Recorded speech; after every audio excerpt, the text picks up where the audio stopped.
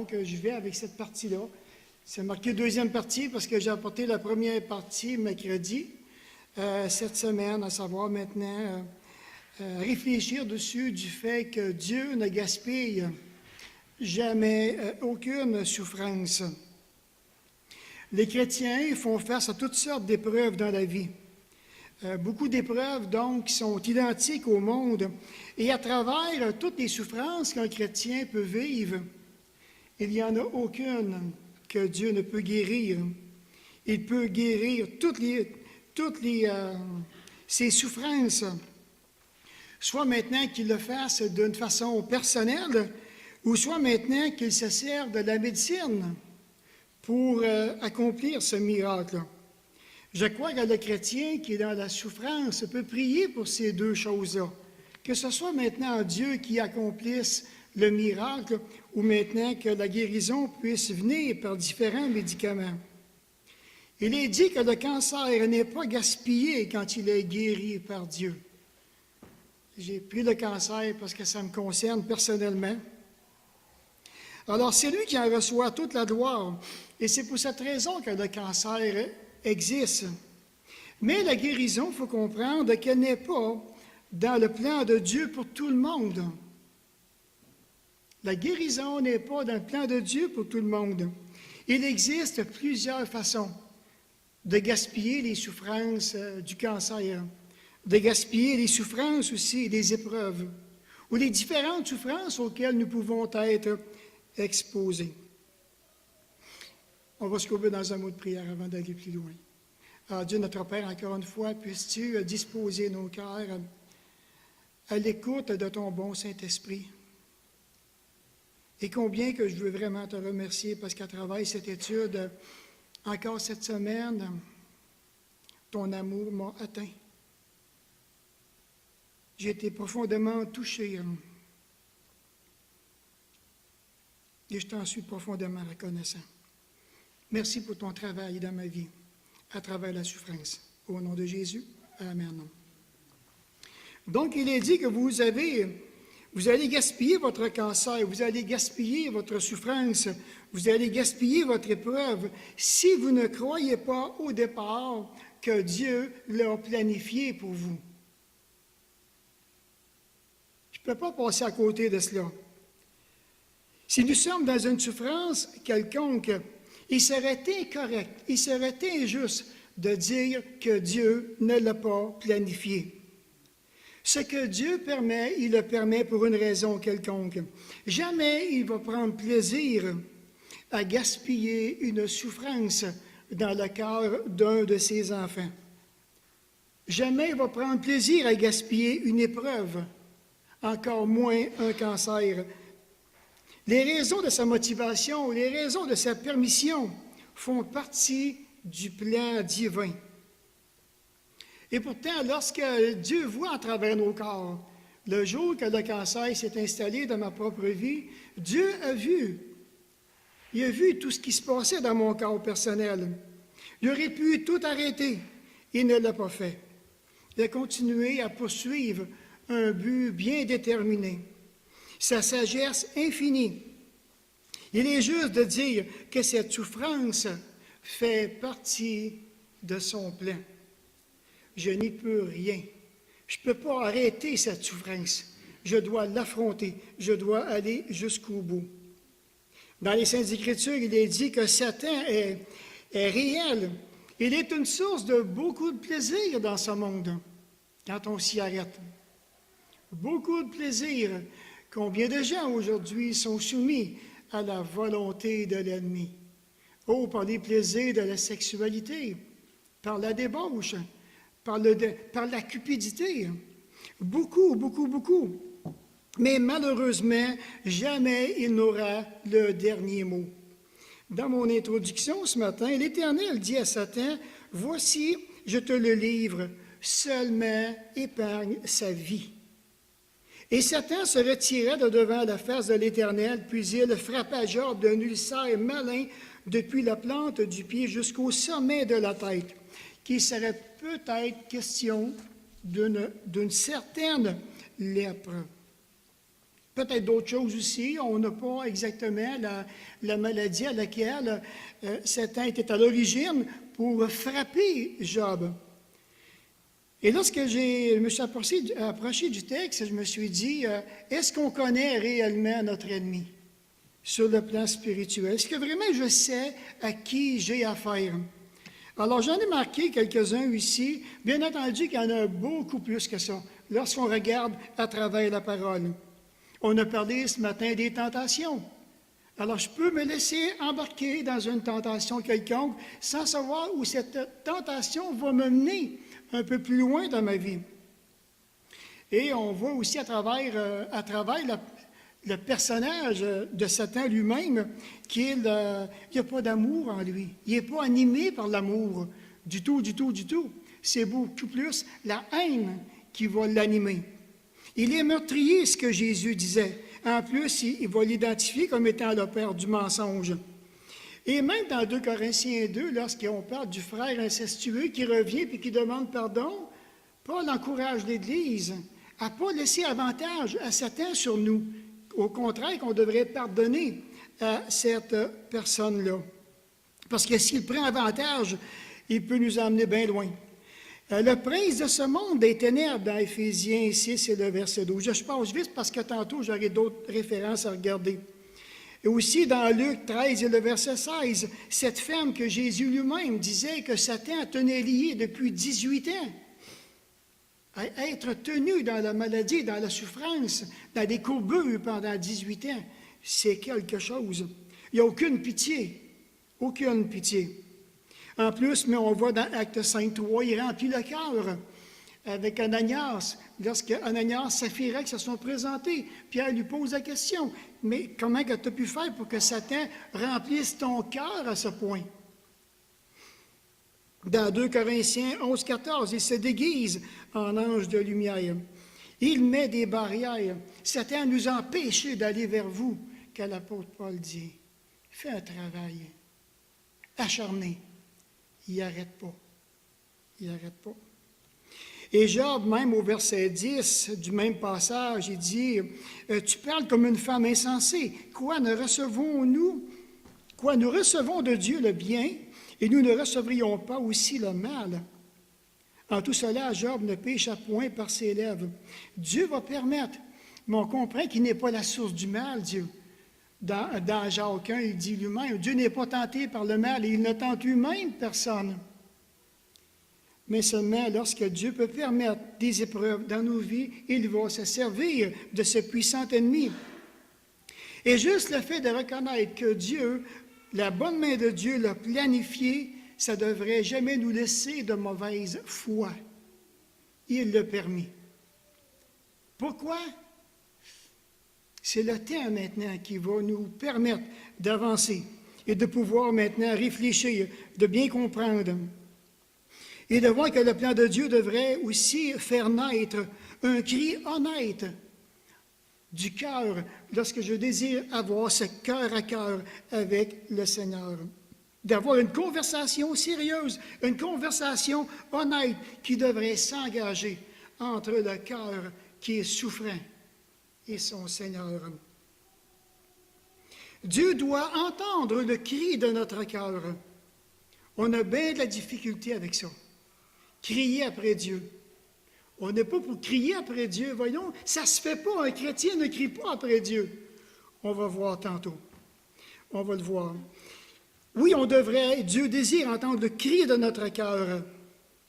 Dans la souffrance, dans l'épreuve, dans la douleur, dans le cancer. Oui. Il désire recevoir les supplications qui viennent du fond de notre cœur, qu'on puisse vraiment reconnaître notre besoin d'aide. Qu'importe l'âge que nous avons en passant. Commence à être un petit vieux, puis j'ai besoin d'aide dans mes souffrances personnelles avec mon Père Céleste. Gardez cela à l'esprit parce que c'est vraiment important si vous êtes dans une souffrance quelconque. Et rappelez-vous que Dieu ne gaspille jamais, jamais, au grand jamais, une souffrance, ni une douleur, ni un cancer pour rien. Et il le permet. Ça, c'est l'évidence. On va regarder le psaume 28. Dans le psaume 28, dans les versets 1 et 2, j'aime ce qui est écrit ici. Donc, de David, « Éternel, c'est à toi que je crie, mon rocher. Ne reste pas sourd à ma voix, de peur que si tu t'éloignes sans me répondre, je ne sois semblable à ceux qui descendent dans la fosse. Écoute la voix de mes supplications quand je crie à toi, quand j'élève mes mains vers ton sanctuaire. » On a vu ce matin les jeunes lever les mains, hein? On a besoin de lever les mains vers le sanctuaire de notre Dieu. La première personne vers qui on devrait se tourner lorsque nous sommes dans des moments de douleur, c'est bien vers celui qui a permis la douleur en quelque part dans nos vies personnelles. Et c'est intéressant de voir maintenant ce qui a attiré mon attention cette semaine en préparant le message. Si je regarde partir du chapitre 20 des psaumes, chapitre 20 des psaumes, ça a attiré mon attention juste pour le partager quelques petits chapitres avec ça ici. Regardez dans le chapitre 20, hein, le premier verset, hein, il dit au chef des chants, psaume de David, que l'Éternel t'exauce au jour de la détresse. Regardez le chapitre 21, psaume de David. Éternel, le roi se réjouit de ta protection puissante. Chapitre 22, mon Dieu, pourquoi m'as-tu abandonné? Passage prophétique sur le Seigneur Jésus. Regardez le psaume 23. L'Éternel est mon berger, je ne manquerai de rien. Chapitre 24. À l'Éternel la taille et tout ce qu'elle renferme. Chapitre 25. Éternel, j'élève à toi mon âme. Mon Dieu, en toi je me confie. 26.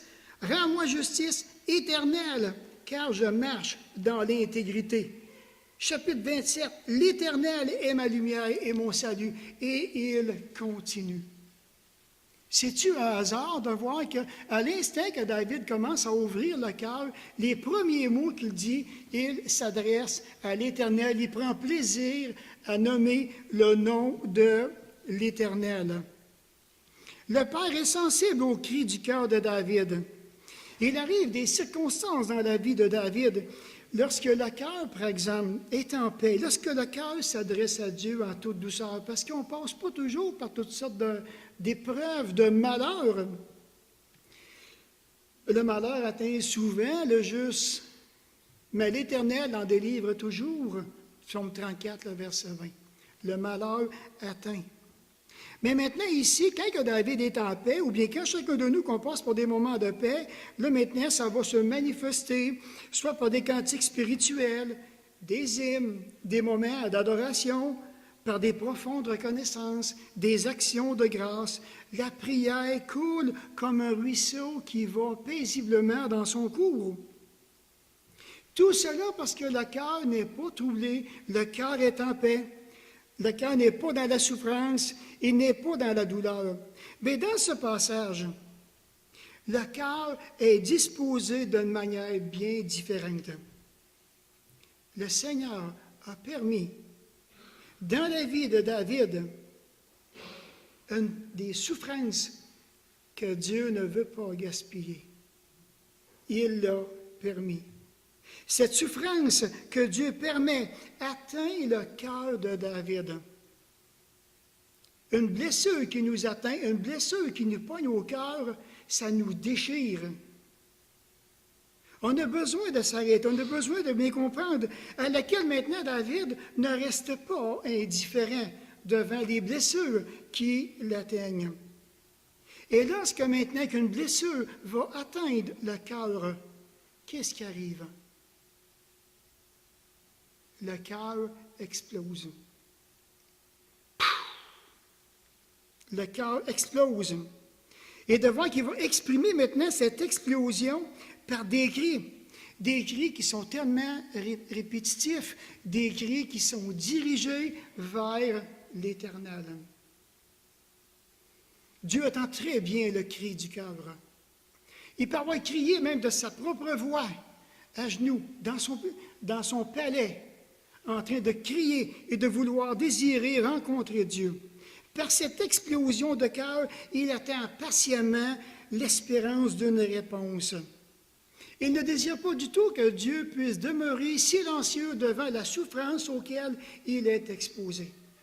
Sois sensible, ouvre les yeux, c'est vers toi que je crie, entends le cri de ma supplication.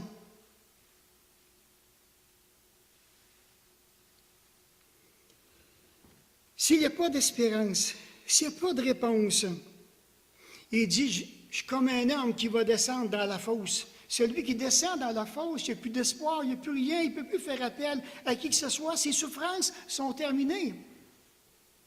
Et il dit, non, je ne suis pas comme ceux qui descendent dans la fosse. Éternel, écoute ma voix. C'est vers toi que je crie. Quel beau fondement spirituel de cœur que celui de s'attendre uniquement à Dieu, comme David qui est en train de le faire dans le passage. Dans l'application de ces 2 premiers versets, est-ce que vraiment que nous reconnaissons notre besoin d'aide, tant sur le plan spirituel que sur le plan émotionnel? On a tellement peur de parler de nos émotions à Dieu. On a tellement peur. Les premiers temps que j'ai accepté Jésus-Christ, moi, on nous a dit, il ne faut pas parler d'émotions ici, là. On parle juste de la foi. Dommage. On a passé à côté de beaucoup de choses. Beaucoup de choses. La parole de Dieu n'en parle des émotions, je vais en parler moi aussi. C'est clair dans les Écritures. Lorsqu'on entend quelqu'un qui crie, n'est-ce pas le signe d'une douleur émotionnelle qui est intense? Combien de gens dans cette Église qui aimeraient crier de tout leur cœur, de tous leurs poumons, de la douleur qu'ils éprouvent dans le cœur? Peut-être bien qu'on resterait surpris. Que si tout le monde se mettrait à crier la douleur du cœur, de l'âme, dans le but que Dieu puisse l'entendre. Est-ce que vraiment qu'on insiste auprès de notre Dieu? Comme nous voyons que David va insister sans relâche. Ou bien maintenant, on serait sur le point peut-être de gaspiller notre souffrance. C'est la vie. Ça marche comme ça. Je ne m'en fais pas avec ça. C'est comme ça, je l'endure, puis c'est bien correct. Ça finira quand ça voudra. Ça m'est égal. Et ça, si on fait ça, on est en train de gaspiller notre souffrance parce qu'on n'est pas en train de chercher à comprendre qu'est-ce que Dieu veut nous enseigner par cette souffrance. Et aussi se poser la question nous-mêmes, quel fondement que j'ai à travers la souffrance? Est-ce que vraiment que je prends tout ça sur les épaules, puis je ne fais rien, puis je me plains, puis je suis centré sur mon petit nombril, qu'importe. Et puis ça marche de même.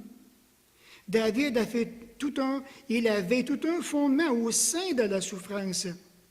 Il ne se retire pas de la présence de Dieu aussi facilement que nous, on pourrait le faire et se retirer de la présence de Dieu. Au contraire, il demeure dans le sanctuaire de Dieu. Il veut demeurer dans la présence de Dieu. Il va continuer à implorer, à crier tant et aussi longtemps que Dieu ne lui aura pas répondu. Dans les versets 3 à 5, David énumère maintenant les problèmes qui le touchent.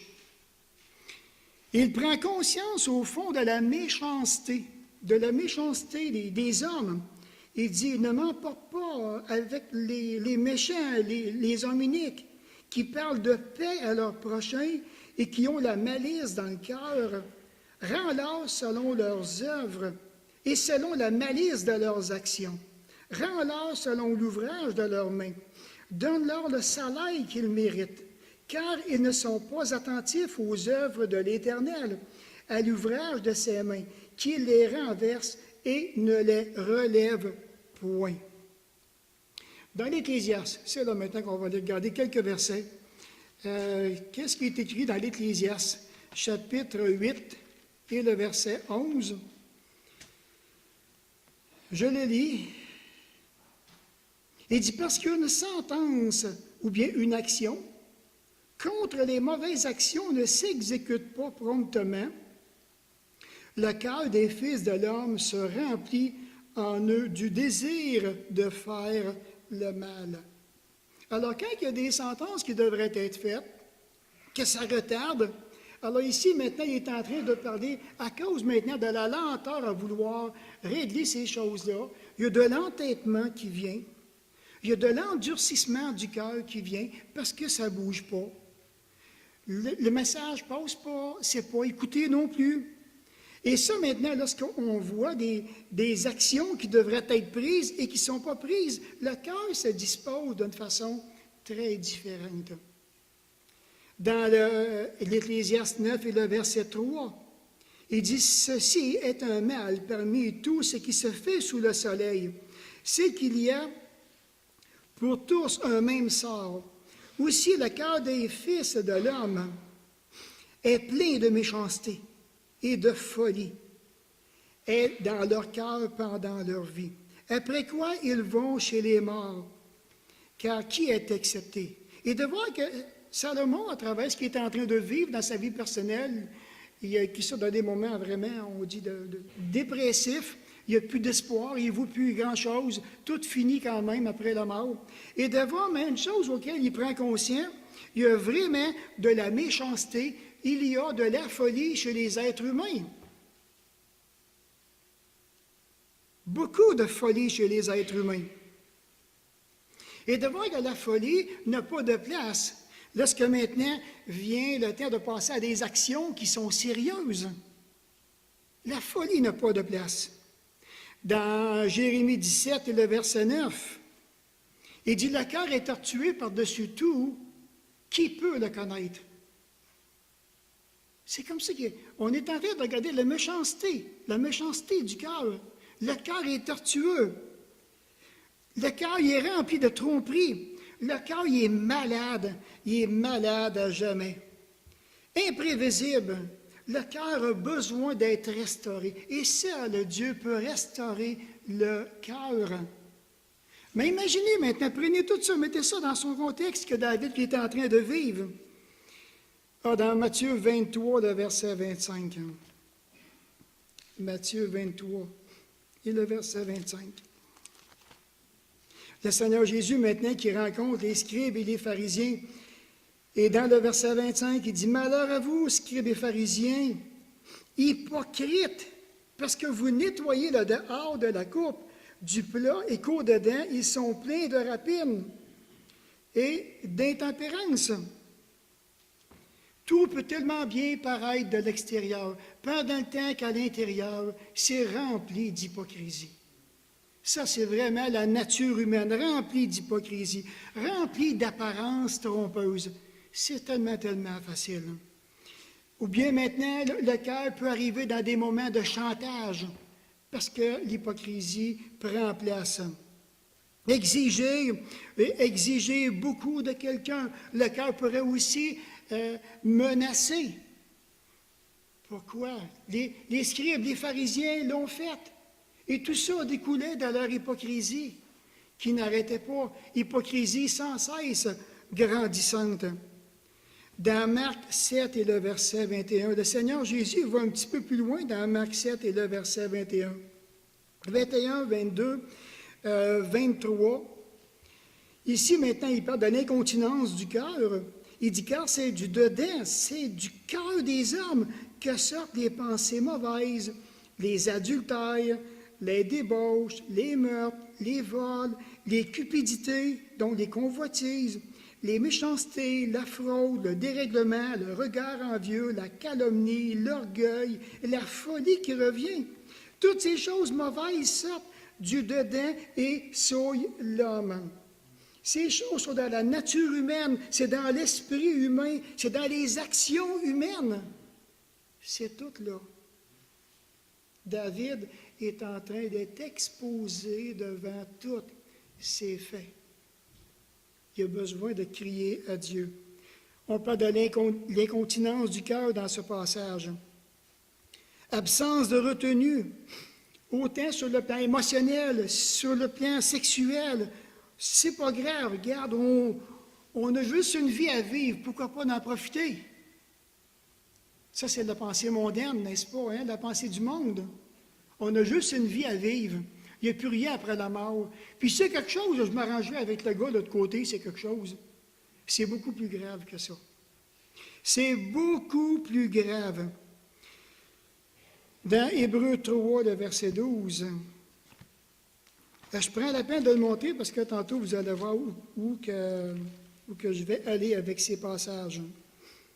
Donc, dans Hébreux 3, le verset 12, il est écrit « Prenez garde, frères. » Ah tiens, regardons ça, il est en train de parler à des... Probablement qu'il doit parler à des chrétiens ici, hein? Prenez garde, frères, que quelqu'un de vous n'ait un cœur mauvais et incrédule au point de se détourner du Dieu vivant. Wow! Quel bel avertissement. Prenez garde, frères, ça pourrait nous arriver de tomber dans l'incrédulité. L'incrédulité, c'est le péché que l'Éternel a reproché à Israël. Ça revient constamment. Ils se sont égarés à cause de leur incrédulité.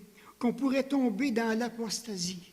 On va commencer à abandonner la foi, on va renier, on va prendre des distances, on va reculer, pendant le temps que ce n'est pas ça que la parole de Dieu nous dit. Par leur parole, maintenant, on va venir dans le psaume 36. Je vais faire grâce à l'autre référence, mais vous pourrez la regarder. Mais dans le psaume 36, ce qu'il dit ici à propos des paroles, c'est vraiment intéressant. Même au verset 6, il dit « Éternel, ta bonté atteint jusqu'aux cieux. » Psaume 36, c'est le verset 4, excusez, j'ai inversé. « Les paroles de sa bouche sont fausses et trompeuses. Il renonce à agir avec sagesse, à faire du bien. » Et ça, maintenant, il parle à propos des méchants. Regardez le verset 2. « La parole impie des méchants résonne au fond de mon cœur. » Ça résonne sous forme de cruauté mentale, qu'importe. Ça résonne constamment. C'est dans mon cœur, c'est là. Qui va arrêter ça, ces paroles-là? On a besoin de la main de Dieu qui puisse mettre la main sur la cymbale pour que ça arrête de résonner. Ça revient constamment, ça rebondit, ça nous touche, ça nous brise. Et là, maintenant, et de ce rebondissement-là peut avoir des complots qui vont se créer dans le cœur de certaines personnes. Des mauvaises intentions. De ces paroles-là vont sortir des mauvaises conversations aussi. Et à travers tout ça, on ne pense pas à confesser. On ne pense pas à confesser du tout. Puis en plus, on peut embarquer dans la tromperie. On va encore de plus en plus loin. Puis dans le Proverbe 12 et le verset 5, mais là ici, il parle à propos de la pensée des sages, contrairement à la pensée des méchants, qui parle de tromperie. Mais si vous venez au chapitre 28, après avoir ressorti, ici, il va en faire ressortir juste quelques-uns. J'aurais pu faire ressortir beaucoup de choses encore, parce qu'il y a encore beaucoup de belles vérités qui auraient pu venir, qui auraient pu vraiment nous mettre devant les évidences de la méchanceté du cœur humain. Puis dans le verset 4, regardez ce qu'il dit. Qu'est-ce que David demande dans sa prière? D'entrer en jugement selon leurs œuvres, selon leur malice, selon leurs actions, selon leur salaire même qu'ils méritent. Ils sont des ennemis de Dieu, des gens destructeurs, des personnages qui marchent dans l'impiété, des personnages qui marchent sans intelligence. Vous savez, tout ce contexte est très destructeur pour un cœur régénéré. C'est très, très destructeur pour un cœur régénéré que de vivre dans un tel milieu. On peut comprendre encore mieux, lorsqu'on voit ces petits points que j'ai marqués, comment est-ce qu'on peut comprendre mieux le cri de David auprès de Dieu. David ne pouvait pas trouver la joie de vivre dans un tel milieu. Il n'y a pas de paix encore dans un tel milieu. Et David se voyait bombardé de tous côtés, toutes parts. Qu'est-ce que je fais? Il faut que je crie, ça n'a pas de bon sens. Vous ne trouvez pas que ça ressemble drôlement à notre situation de vie? Je trouve moi, que ça ressemble drôlement à notre situation de vie. Nous aussi, en tant que personnes régénérées, nous sommes touchés, écoutez bien, par l'entêtement de certains chrétiens. On est touchés par leur folie, par leur dépravation, par leurs excès, par leur manière qu'ils se nourrissent sur le plan spirituel, si toutefois ils se nourrissent sur le plan spirituel, par leur incrédulité, par leur convoitise, par leur hypocrisie, par leurs paroles, par leurs conseils tellement charnels, par leurs œuvres, par leur malice, par leurs actions, par leur manque de piété, par leur manque d'intelligence, sans compter du manque de sanctification dans leur vie personnelle. Quelque chose, hein?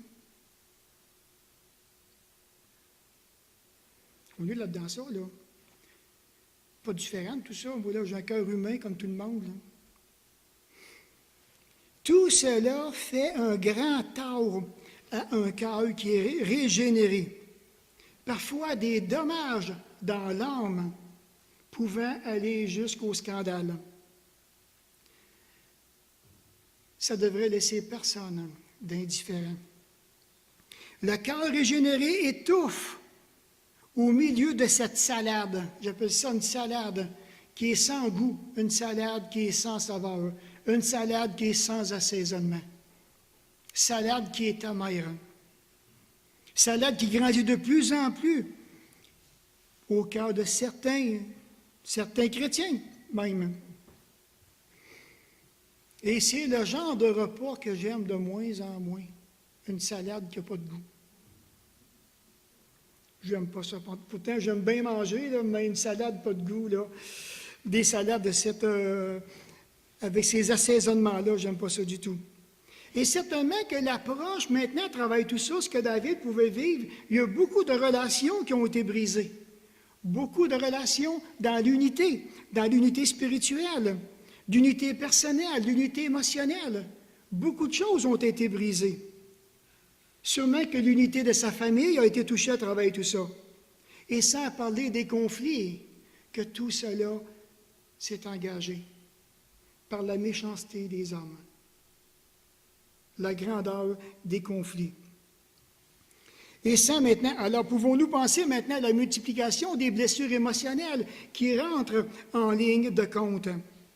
Pouvons-nous voir aussi par la méchanceté des gens leur lenteur à confesser? Bien, nous autres, les chrétiens, on n'est pas là-dedans ça parce qu'on survit de bord tout de suite. Pas de misère avec ça, n'est-ce pas? On peut être très lent à confesser. On peut être très lent à aller à la sanctification personnelle. On peut être très lent à l'obéissance de la parole. Tellement lent qu'on peut devenir indifférent.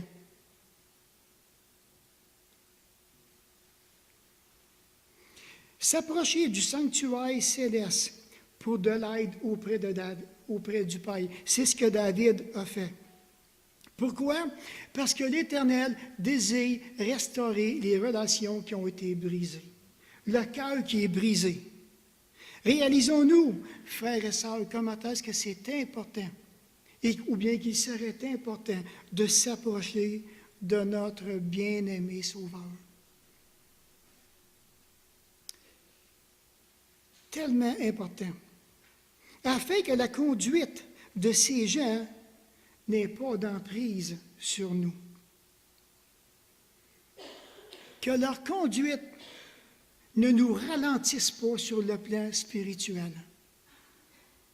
Combien de chrétiens sont ralentis par la conduite dans leur milieu de travail? C'est nous qui devrions avoir un impact sur le monde, c'est le monde maintenant qui a un impact sur l'Église.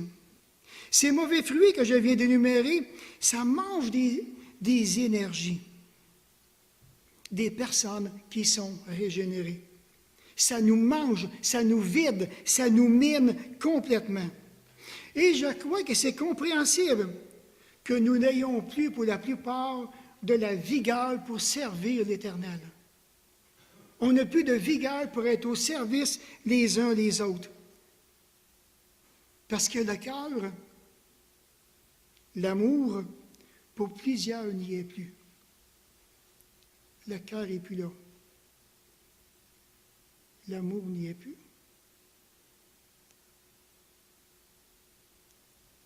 Parce que je ne sais plus quelle place que je me situe dans tout cet environnement. Maintenant, prenons-nous vraiment le temps de présenter nos vrais problèmes de cœur à Dieu avec ce que je viens de vous partager? Est-ce que je prends le temps de personnaliser mes problèmes au Père Céleste?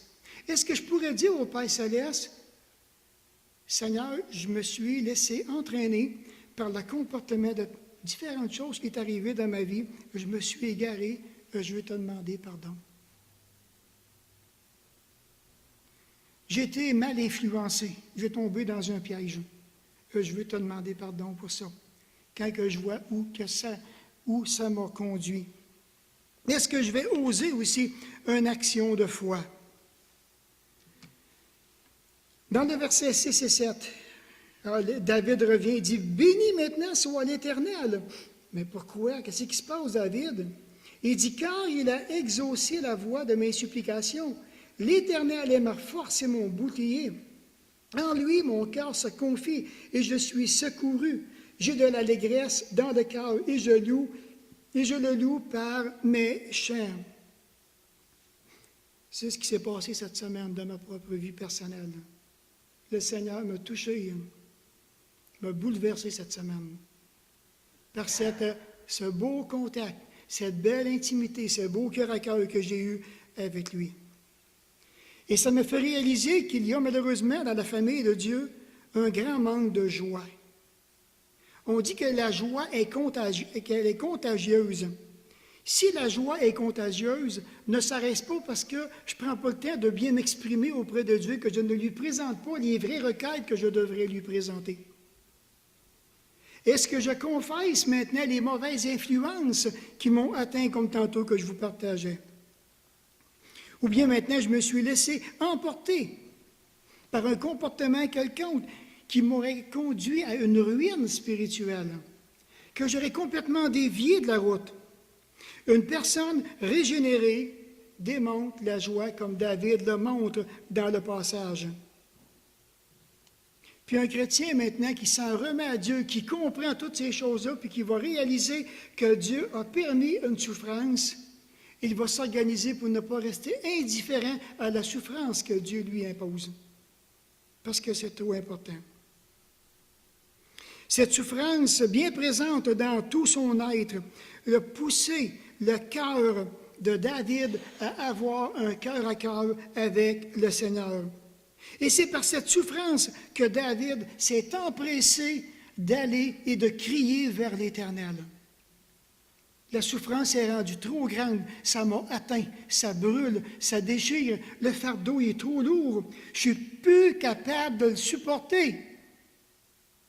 Je ne suis plus capable.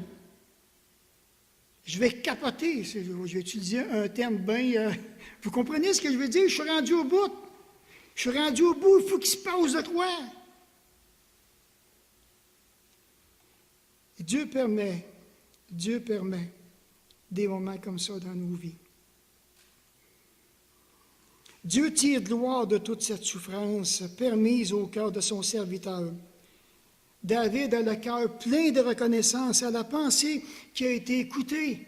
J'ai été entendu, j'ai été secouru, j'ai été aidé, j'ai été soutenu à travers ma souffrance. Oh, frères et sœurs, pouvons-nous entendre l'appel de Dieu à travers ce passage de ce matin?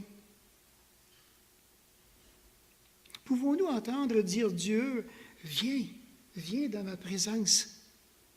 Viens, approche-toi de moi. Qu'est-ce que tu attends? Hâte-toi de venir vers moi. Viens te présenter. N'aie pas peur.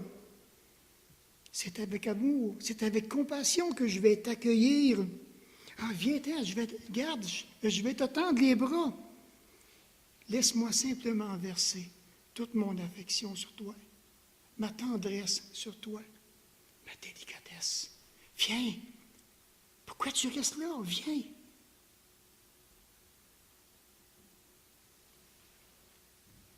On le sait. Par les paroles qui sont citées dans ce passage, c'est le fruit d'une personne qui a été secourue par la bonne main paternelle de Dieu. On a besoin d'être secouru, frères et sœurs. David a été compris de Dieu, un homme qui a travaillé à sa sanctification personnelle, un homme qui n'a pas perdu espoir. Il a pris le temps de faire du ménage dans son cœur. Pas étonnant que la parole de Dieu dise de David qu'il est un homme selon le cœur de Dieu. La foi a grandi, l'espérance a grandi. Jamais il s'est tourné de bord. Il a tout le temps fait face. Celui qui a entendu les cris de David, ses supplications, c'est lui qui est devenu son bouclier. Et ça, c'est vraiment la paix de Dieu qui surpasse toute intelligence. C'est vraiment cette paix-là auquel nous avons tellement de besoin. Le travail de la foi au cœur de David a produit un renouveau spirituel. Qui parmi nous n'a pas besoin d'un renouveau dans sa vie ce matin? Moi, le premier, j'en ai besoin d'un. Je lève la main vers Dieu. Seigneur, j'en ai besoin. Il faut que ça change. Il faut que j'aie des délivrances. Il faut que j'aie des victoires. Puis c'est parti du bon côté en passant. Nous sommes en situation très critique et dangereuse si la foi, l'amour et la joie ont disparu. Comprenez? Nous sommes en situation très critique et dangereuse si la foi, l'amour et la joie ont disparu. Il y a quelque chose qu'on est en train de passer à côté. Est-ce que je comprends le travail de sanctification? Est-ce que je réalise à quel point, quand que je regarde ces passages, comment est-ce que je devrais de plus en plus me discipliner personnellement? Ah, Dieu sauve le malheureux dans sa misère, et c'est par la souffrance qu'il l'avertit, nous dit Job, dans Job 36 et le verset 15. Il nous avertit par la souffrance parce qu'il veut nous délivrer.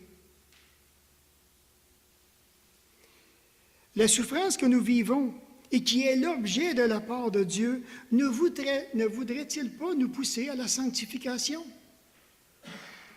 Que peut-être qu'on néglige trop. On ne fait aucun cas de la sanctification dans nos vies personnelles. Serait-ce possible? Le verset 8 et 9 pour terminer. L'Éternel est la force de son peuple. Il est le rocher des délivrances de son oint. Pensez-vous que ce n'est pas beau? Sauve ton peuple et bénis ton héritage. Sois leur berger et leur soutien pour toujours. C'est ce que le psaume dit. Il est le berger. Ah, j'aime ça, hein?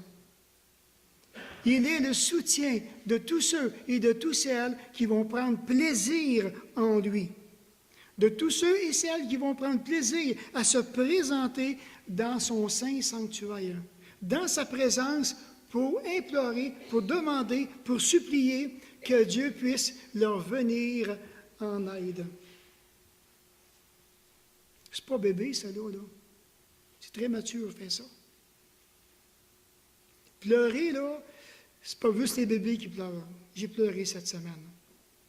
J'ai pleuré beaucoup à travers l'étude de cette parole. Parce que le Seigneur a touché mon cœur. C'était tellement agréable.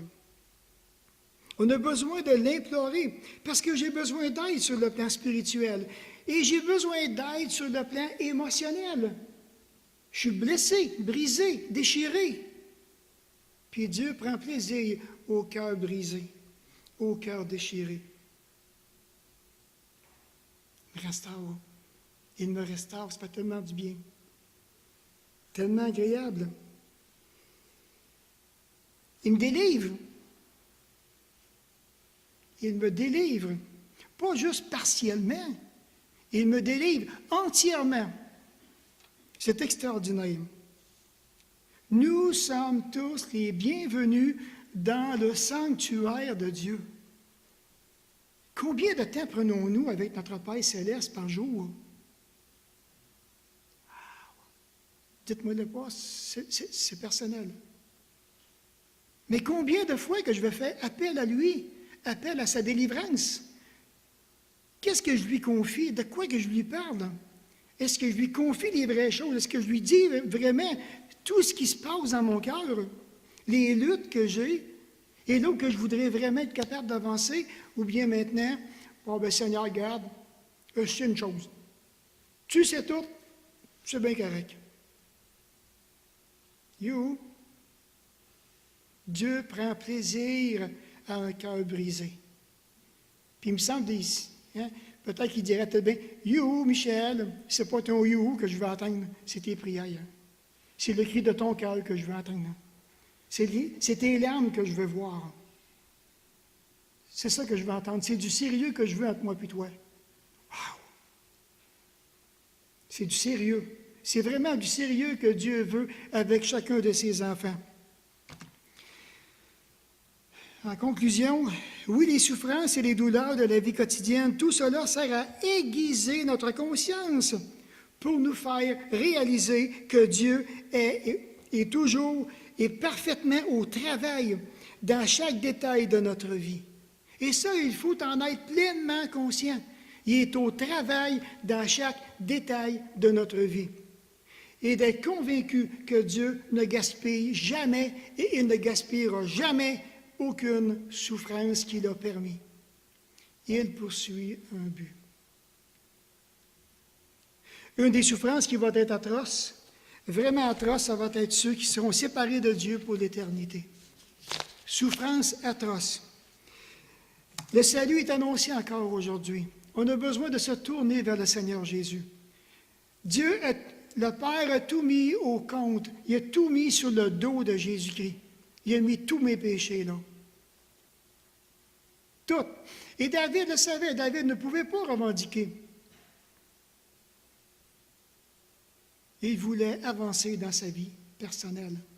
Et nous aussi, aujourd'hui, quand on regarde à la croix, quand je regarde le Seigneur Jésus, j'étais en dette envers Dieu. Il dit, Michel, il dit, regarde, j'ai tout mis ça sur mon fils. Tous tes péchés sont là. Il dit maintenant, il te suffit à toi de le recevoir, d'y croire. Et ce matin, mais moi, je ne connais pas, je ne vois pas dans vos cœurs. Il y a peut-être des gens qui sont ici et qui ne connaissent pas vraiment le salut. Ou bien peut-être même encore des personnes qu'on pense qui sont régénérées, sauvées et qui ne sont pas certains. J'ai des doutes dans mon esprit, je ne suis pas certain, je ne sais pas. C'est sérieux. C'est extrêmement sérieux. Parce que si vous ne le savez pas, vous jouez avec une destination éternelle. Il n'y aura pas de retour. Il n'y aura pas de retour. Et ça, maintenant, on doit reconnaître ce que le Père a fait pour nous quand il nous a donné son Fils. Il l'a donné d'une façon tellement généreuse, tellement débordante. Et Dieu, le Père céleste, pointe constamment son Fils. C'est lui qui est le chemin, la vérité et la vie. Puis il n'y a pas personne qui va venir à moi sans passer par lui. Il n'y en a rien qu'un. Il y a juste une vérité, c'est le Seigneur Jésus. La vérité est dans le Seigneur Jésus. La vie éternelle est dans le Seigneur Jésus. Le pardon est dans le Seigneur Jésus. La réconciliation est toujours en Christ. Ça ne change pas, ça ne bouge pas. C'est immuable. Et ça, j'aime ça. J'aime ça. C'est des bases tellement solides, tellement certaines. On va se courber dans un mot de prière, s'il vous plaît. Alors, Dieu notre Père, encore une fois, c'est vraiment avec une profonde reconnaissance que je veux venir devant toi pour te remercier pour cette étude que tu as mis à mon cœur. Non seulement tu l'as mis à mon cœur, mais par toutes les belles choses que tu as fait de ma vie personnelle cette semaine. Par ton toucher, par ton amour, par la grâce que tu m'as fait. Seigneur, je t'en suis tellement profondément reconnaissant. Merci parce que le cœur se renouvelle. Merci pour toutes choses. Merci d'avoir mis même mes péchés sur le compte de Jésus. Tu m'as tellement béni par cette action que tu as faite. Je ne comprends pas encore tout pourquoi, puis je ne le comprendrai pas tant et aussi longtemps, ma tête, sur cette terre. Mais je sais qu'un jour, j'aurai la joie de voir. Le jour que tu vas ouvrir nos esprits pour qu'on comprenne, que nos regards se fixent sur Jésus et toutes les peines, toutes les souffrances qu'il a endurées pour chacun de nous. Père, je t'avoue que je ne reste pas indifférent devant tant de souffrances, devant tant de blessures. Mais je veux te remercier. Merci pour ce salut. Merci parce que tu es le Père des délivrances, le Père des consolations. Et merci de m'avoir visité, de m'avoir consolé, de m'avoir aimé, de m'avoir délivré et d'avoir touché ces blessures au plus profond de mon âme. Je t'en suis vraiment reconnaissant. Merci pour toutes choses. Dans le précieux nom de ton Fils et pour sa gloire. Amen.